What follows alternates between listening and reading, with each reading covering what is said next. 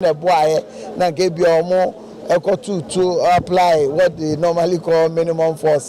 Nke bia obi a ogira nchen na nke beka no. Oradwan bodu esa den sem no bi tu dwabie mu a wo kire se butaya a wogidi se sa rise Ghana for we wo de eye sa wo ye kire we nyina ne se wo mema basabasa ye ayi ni ti e wo man mu na Ghana for aka se ansa aban we de kire se asomdwe nsem ntimi nyi ni ti obi kwa akoye demonstration kura na se wo de aposifo e tata wo mu e ba sa na Ghana for abenwabu na o mato aba de atia wo mu na ndi se amanyoko na ba befa abenwa na di so wo se sa wo hwe oha wo asisi e Ghana ye na mu kura na se o mampani wo hwe na fe one na aban no etimi ayi sa oha ni nyina de afiri ho no nti de ani de bebrebe a wo mo ye ne se de o my Ghana o mampani o te so na ya ban we wo mo nya bibia mfa mo o man ne kankro na afei ya setena mu nsam. Before you see said demonstration going bad, create an impression of insecurity in the country. And no investor wants to bring his or her money into a zone that is insecure.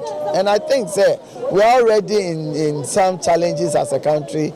Globally, money is not available to anybody. Price of petroleum products are increasing and all that. So it is important. So be our Ghana ni bia no. Yebehwe na kakra aka. Ene niema I say ye no. Yen ma sa niema ya emfa kwan mu no ebe stop here from even assessing investment and assessing funds for the running of this country. I believe they know the import of what they did.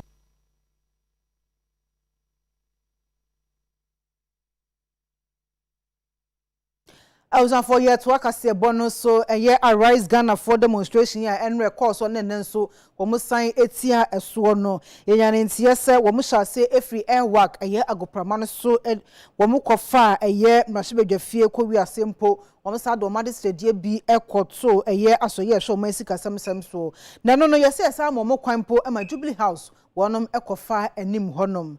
Na a day and a buyer na de mo kwan e mo ko fa Jubilee House nipo betumi ya no amaye semtroni McBaron ono ene di akire efia na pano kopem bra wo muwe sa oye kye no wa ba homa no so Baron so otimi nka anwumre ka se bosuni ma joy my mama so boko de na me adom boko na yesi one year demonstration ya Rise Ghana foi wo mo de demonstration e ko fa Jubilee House na de na ba ya ye mo kwan e mo ko fa Yo, said the demonstration a second day, Rise Ghana demonstration is no.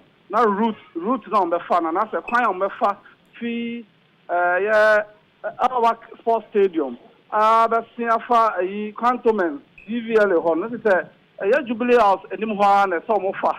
You do horses of Bambo 4 no much now and the Pado police for the door now and a soldier force now. So almost 10 almost a protestation and as a demonstration and call Kobasa a bit me around a Jubilee House. It's a hot year, Cinema Kayano, or Samijan fee, a share, say, protesters need now become or far for microphone, a catch of Biaso, being trouble call and far Jubilee House anymore. And some can on Becca, am I buying a here? It's Jubilee House anymore, dear, or Munishi, or a higher route in their county. It's a Mudu Honor, she amao. Or the protest not to us so far a year rage roundabout a call could do a year Minister of Finance. Minister of Finance wants to no more call President petition no a year honorable John Kuma and honorable Apena Osei Asare, Deputy Ministers of Finance, petition on behalf of government. Just about 6 points petition on much as a huge minum petrol to move. Taxes are a to Yama Sama Yama Boy, or Mragana 4 more children, about 6 points, no, a buying share no free so no improved services or improved system, no uncreated and enabling environment. Senior Ghana 4 and woman house was a much and also can't get wired, Bibia wired, a pioneer, the grassroots economics in the quietly. It has a buying and share the 6 point petition, so now almost no reduces. A Banasano, or honorable Abna Deputy Minister of Finance, or Fire MP. Actually, I say, a boy I saw on petition, which a buying better and summer, or what the other Rise Ghana for the other woman, you know, on my own Wajuma, none near Fata, a bino within the means of Metimiano, or Metimia, Mamma de Aboa. A movie protesters if you way, a rap and a mona and a kind. I'm petition na ya very man so efo aso ka twi actually say driver unions so bre and ko ba se patrol Ukraine Russia they blame but so ama Ghana for Bresa union for bre e ba so mo to sentia de so na asem akaka de ja driver unions for bre mo to me anko aso sa na say aban anhwe no waso bia onye bi dia mfa ho dia the next 2 weeks no omesa yomuti in one way or the other Omufi protesters if you ho on abode omanichire Independence Square kwan so kofa ho akodu parliament efa stadium ho kodu parliament na hono na parliamentary kind of leadership for parliament the majority leader and minority leader for ora such chairman sabosu and ora honorable Haruna Idrisu be receive petition no Arise Ghana conveners near protesters no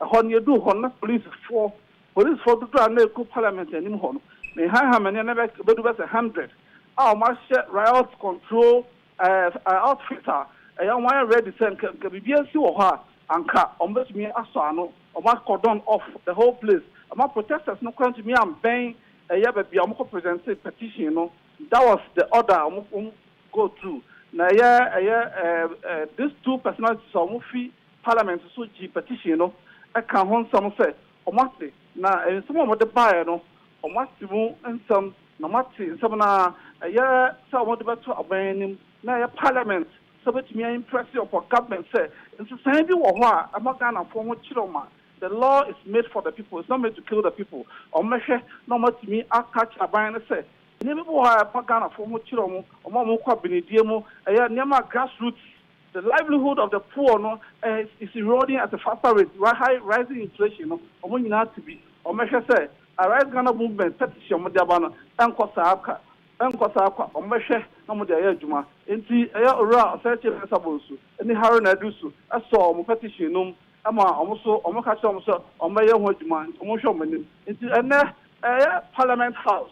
About almost 1,000 people and now 1,000 plus protesters. And then 2 days demonstration and a banking enforcer jump petition. I am addressing and some of my crucial were cut out some of their problem on my own. In that, and Arise Ghana demonstration, a could see in it. Yo, mo ene wa manebo, ebusanfo yen semchoni McBaron amanebo enode akoguno. Yeto ansem no so na yakọ asodan anase National Cathedral dan a abaya tisu ya se osi na odiama omai Ghana ne no ena mpanifo eda no no omo toto ntoto enche se umbeyi na otwe ede asi wa fi July bos kitansa bos no de etoso enan ekopem edu omo beye dwumadie se ne beya sikasem a ebeboa na edan betumi asi awie no omatumi edise adwuma se ne beya edan ne sie no ebe kontem Payen so ama cathedral ni abo afore de abo cathedral na fe ya ka kire enipa ni nyina Christopher ni nyina say obi abo modea say nka de bi ibusumi bia no betumi anya sidi be wo ha de abo cathedral no nka no ebeboa ya mi anya sika ye de besi dan no ye ho nkire ye enti saa na wotwe a ye kwako from the 4th to 10th eni sada ye tuasi won nti ye kamfo say Christopher nyina mfi wa komam wa betumi abo pese obo a ye wo yi a wo ye ne *979#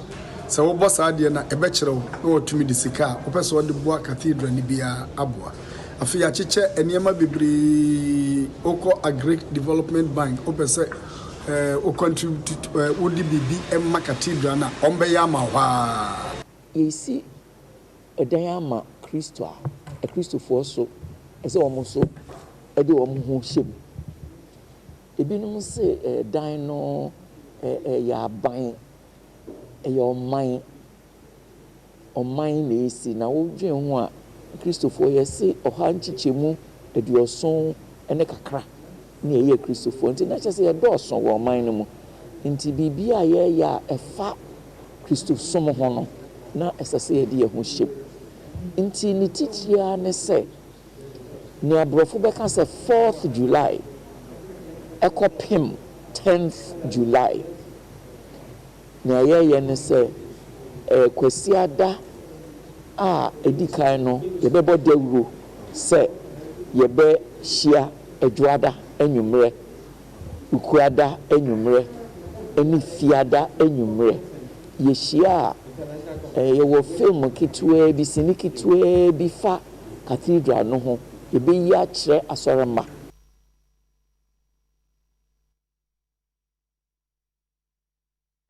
awusanfo yɛtwe ho abasɛsi aka bia no yɛba yɛde bɛto aso yɛkɔ aba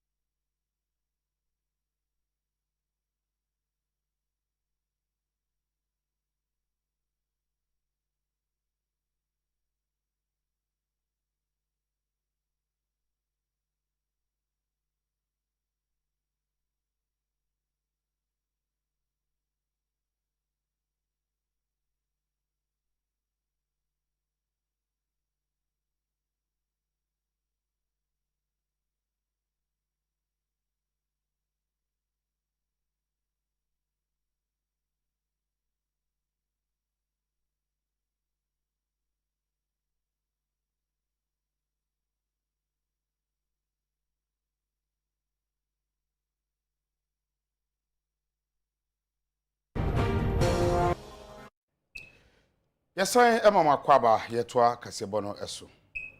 Canada ban akasa ade atudwase wode support mu odene pa ebeso Ghana masene se de beya enyare wa hudu anu oman edi esie titru COVID-19 no ebetumi etu ase.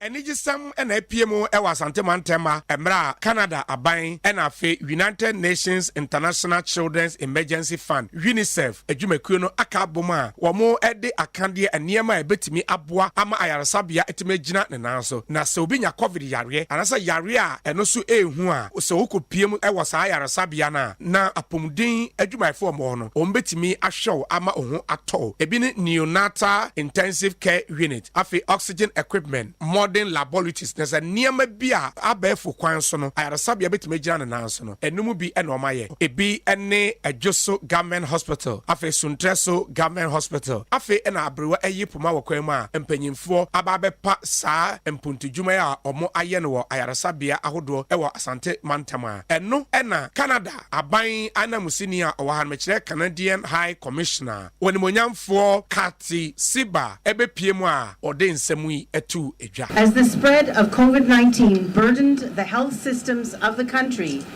the result was increasingly limited capacity to deliver the routine healthcare services provided by maternal, newborn, and child health clinics. As we know, babies do not stop being born in a pandemic. The overstretched health system, coupled with decreased visits to health clinics, meant that mothers, babies, and children did not have access to critical and timely care. Canada was seized by this reality and sought to collaborate with the Ghana Health Service and UNICEF to ease the burden of reduced access to services by investing in the strengthening of health systems. Almost exactly 1 year ago, I was honored to stand here and announce a grant of 10 million Canadian dollars to UNICEF to ensure continuity of access to quality reproductive, maternal, newborn, child health and nutrition services in the COVID environment in Ghana. I'm so pleased to have launched this project last year and to be here today to see the fruits of our collective labor become a reality.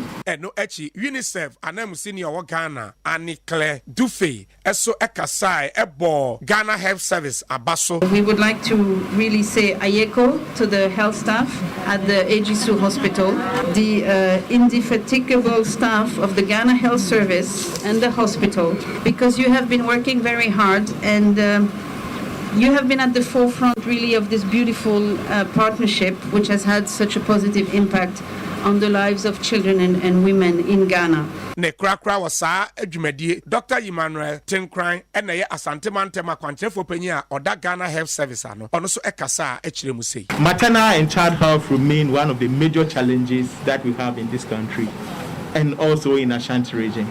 And then COVID-19 also added on. But we are happy that we have partners who are always there for us. What we can say is that we've achieved a lot within this year.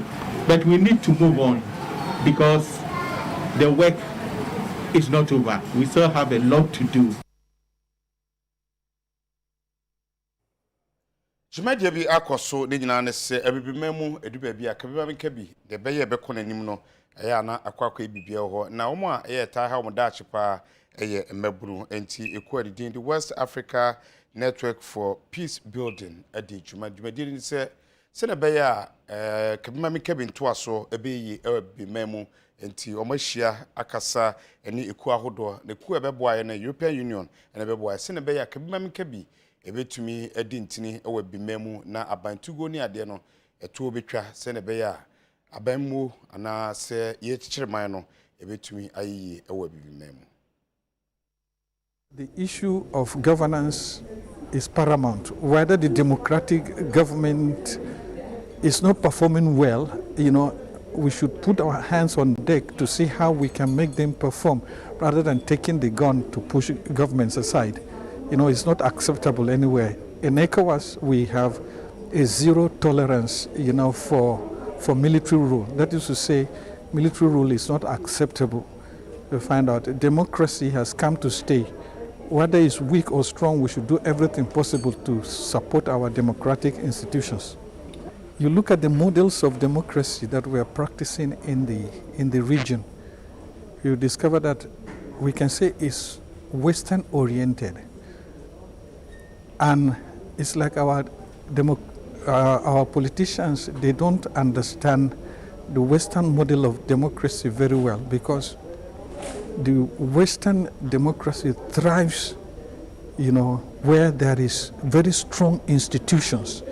That is, you don't build leadership around people, but you have institutions in countries that would check, whatever the politicians are doing to ensure that they conform to the tenets of democracy.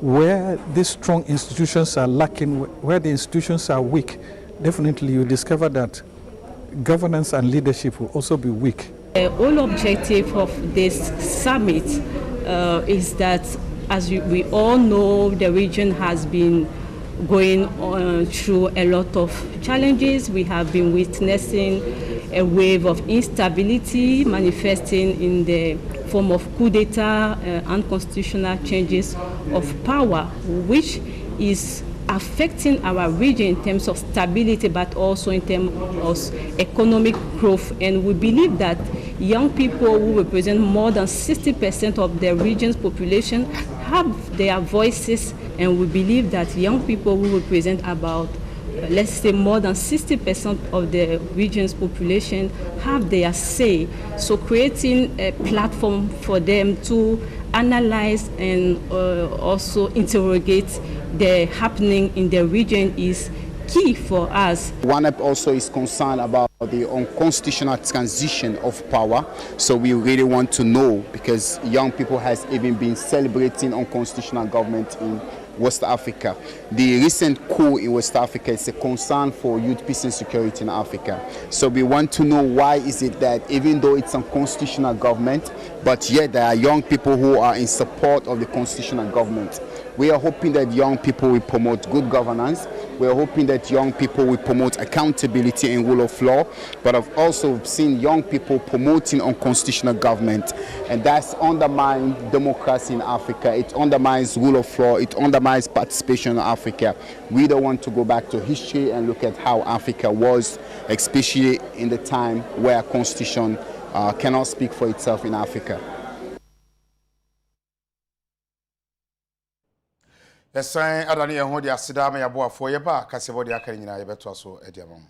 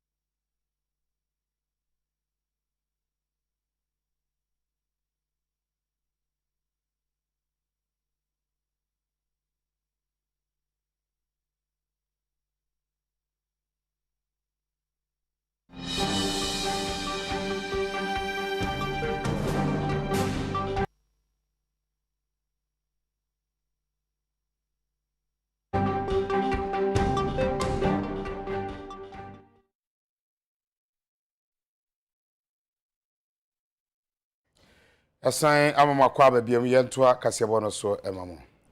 Yedi kasebo no ekọ adwadie ensem emu.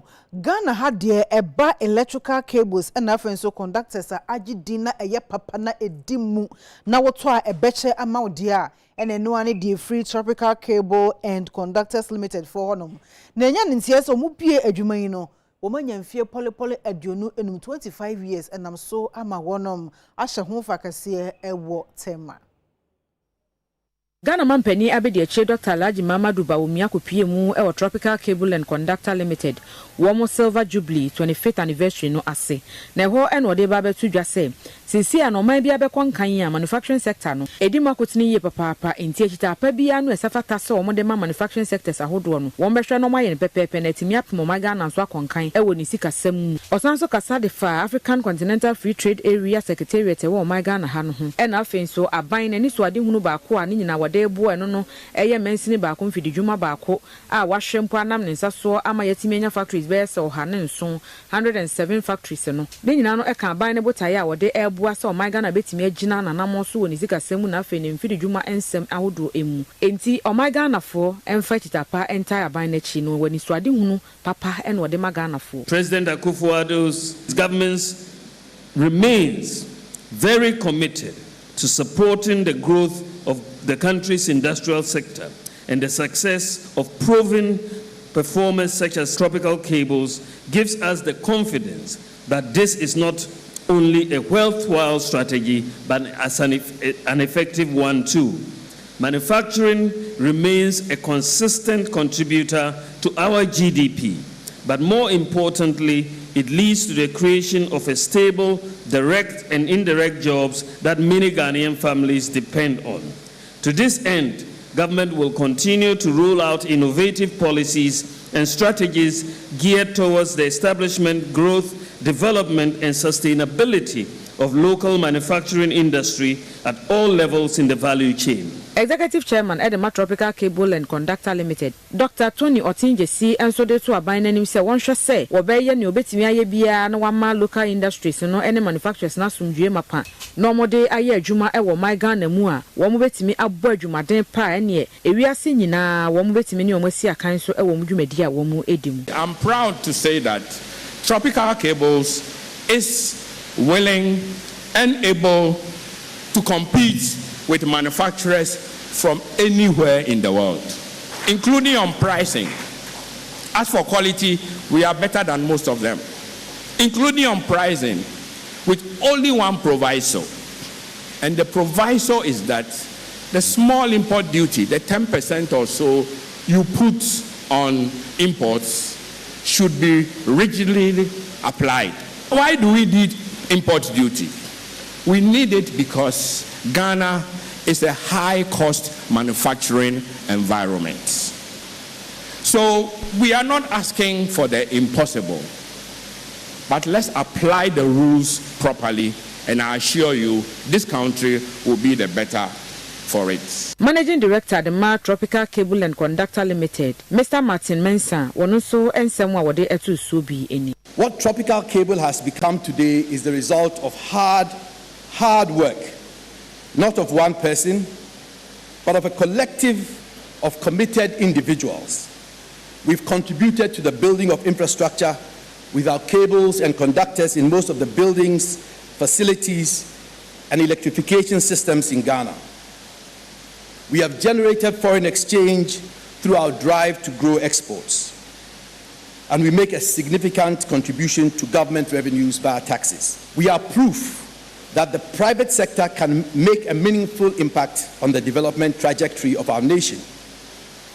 And so our appeal is that you, sir, continue to be an enthusiastic campaigner for the manufacturing industry in Ghana. And remember Tropical Cable and Conductor when doubters question the impact that industry can make to the fortunes of our country.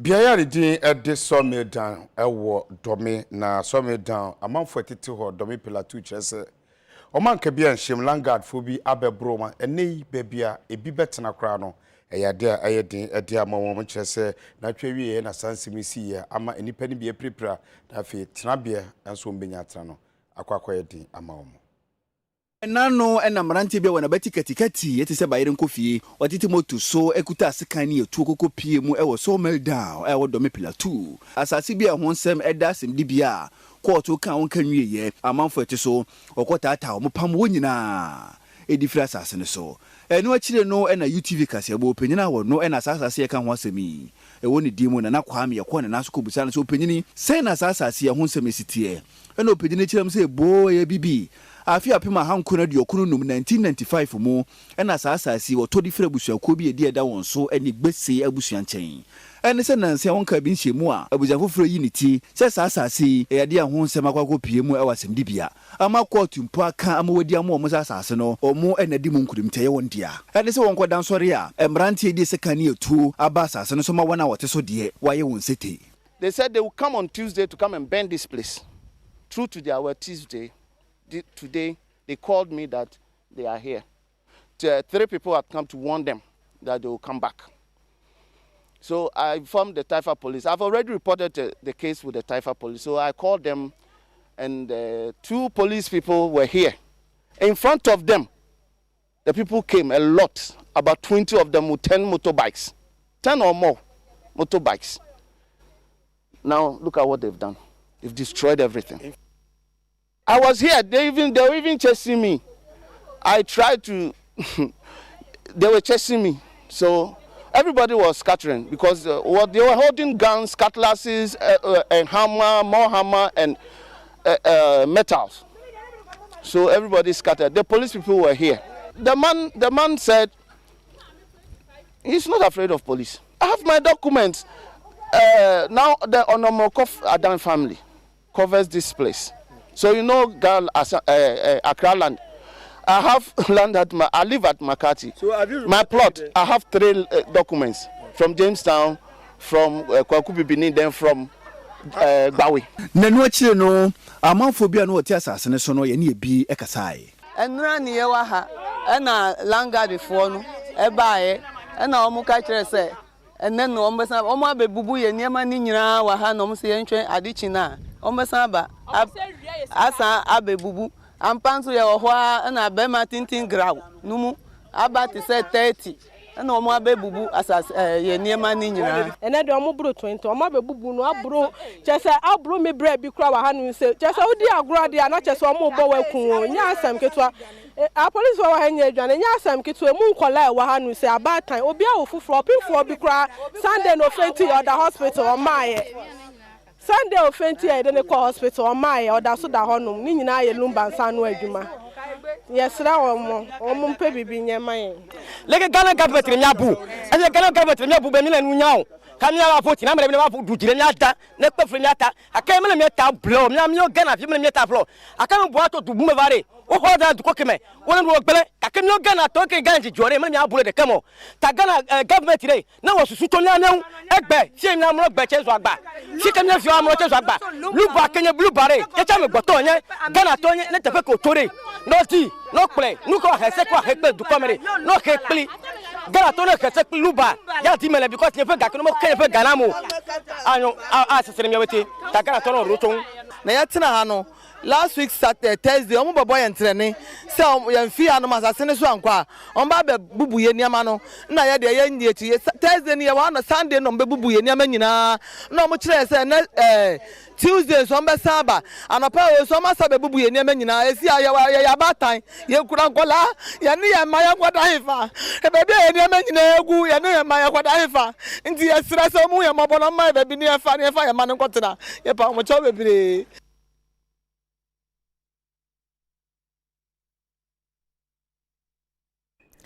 Kwame Nkrumah interchange kaneno na traffic ohopa ene oti trotrom na kogina wa bese donhure na da so gina fa akon huhuru moto nyina timi fosi yapam woni afekire ho abahwe ya no se da bi wedi o se mitumi de ka eto kaso na meye ampampa 2016 na chese o mawie at wonsa e de afiri ho a wuduru ho no ma ho ani kan yi nanso arekusam ne se Kwame Nkrumah interchange wonom no se de honom na sebi yenuanom a wo mu anya adwim wo hawo woni a siga ani wi ye bone se to and after so 1 year stressra dear, a one or dear you fear, honum, and a dane da one etie, and any acrom fonso, any macron fui, or do Jim, we are wine, ye be you, no more when you be an impan or you mobile phone, no they call. And I'm a UTV some trophy, modern aquam and kuma interchange one any or manphobia to drink come beside and say, ah, I didn't see a one amudia mu fee, and after so 1 year, one enya a dream a horn 1 year, we any cigar, one bonnet set ton so.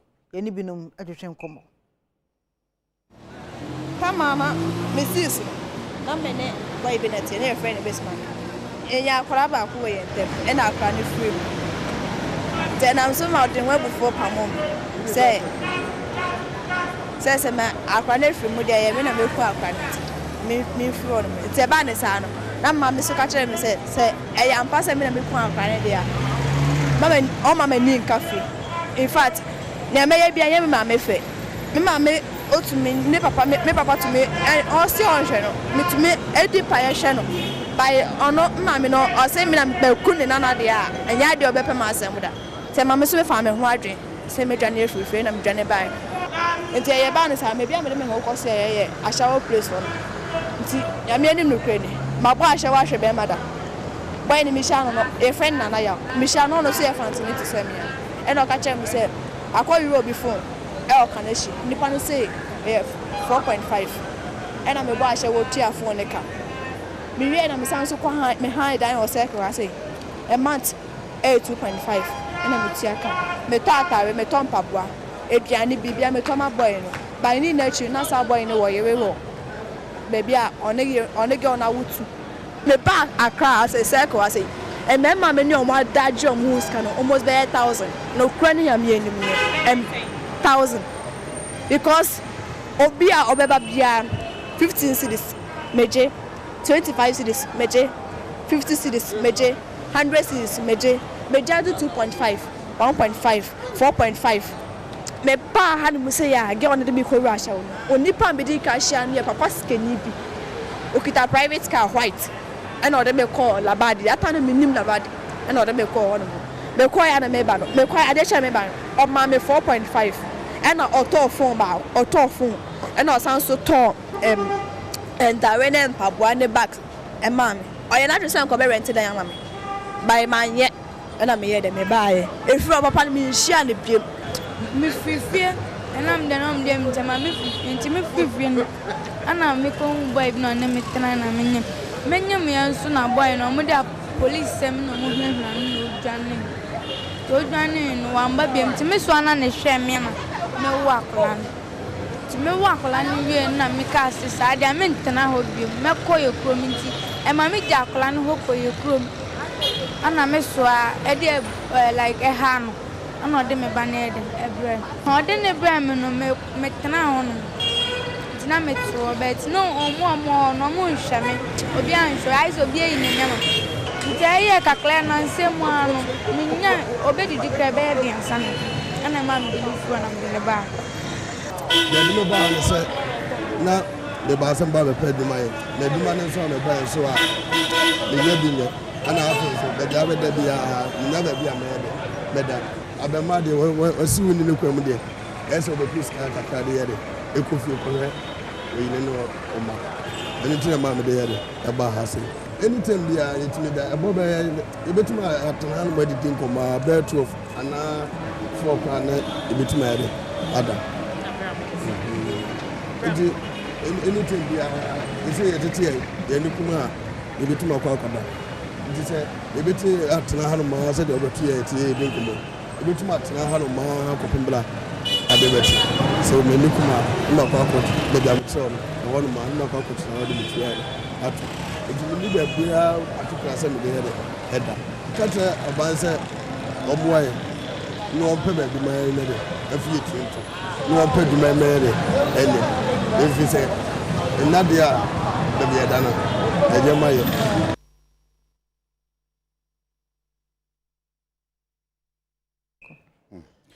Afia, Anim, Rabody, we do a beer, no. It's when in Kumia. Baby, I was for a crown was here. All you need is sweet chocolate drink. Ekwa wase wie abobo ano ha na kase wedebrem no edi nyina ebesi midin edi anim Addo bene Afia Adutwumwaa Morosa yedamasi emamomo anisha enya